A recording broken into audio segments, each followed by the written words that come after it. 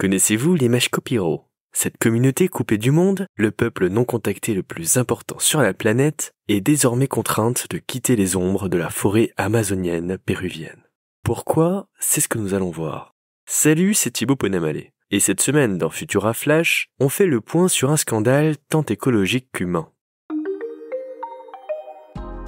Commençons par préciser quelque chose. Lorsque l'on parle des Mashco-Piro, on fait en réalité référence à la société des Nomol. L'appellation Mashco-Piro a été importée par les colons du XVIIe siècle et est jugée dérogatoire, le terme Mashco signifiant sauvage. Dès lors, nous utiliserons donc le démonyme Nomol, le nom original de cette communauté.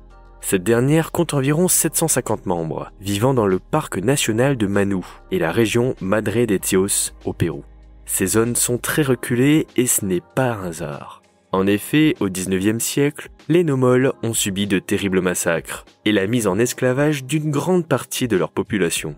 Depuis, ils se sont retirés dans les profondeurs du bassin amazonien pour mener une existence coupée des peuples non indigènes.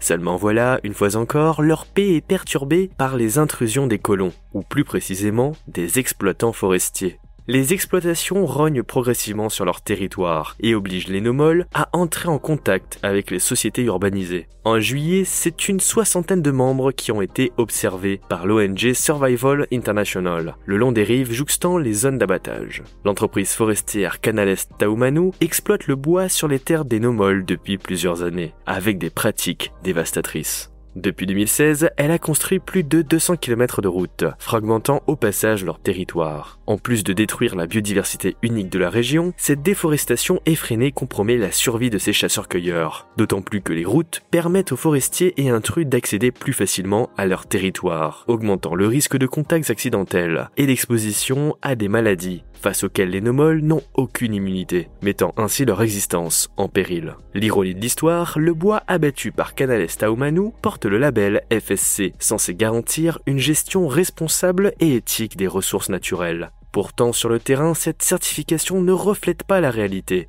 Les pratiques de Canales Taumanu ignorent les principes de conservation et de protection des peuples indigènes, révélant un grave décalage entre les normes annoncées et la réalité. Et vous, qu'en pensez-vous? Devrions-nous préserver le territoire de ces populations en priorité? Faites-vous attention au label des produits que vous achetez? Et si oui, cet épisode vous a-t-il fait réfléchir? Dites-nous tout en commentaire. Quant à moi, je vous retrouve bientôt pour un nouvel épisode de Futura Flash.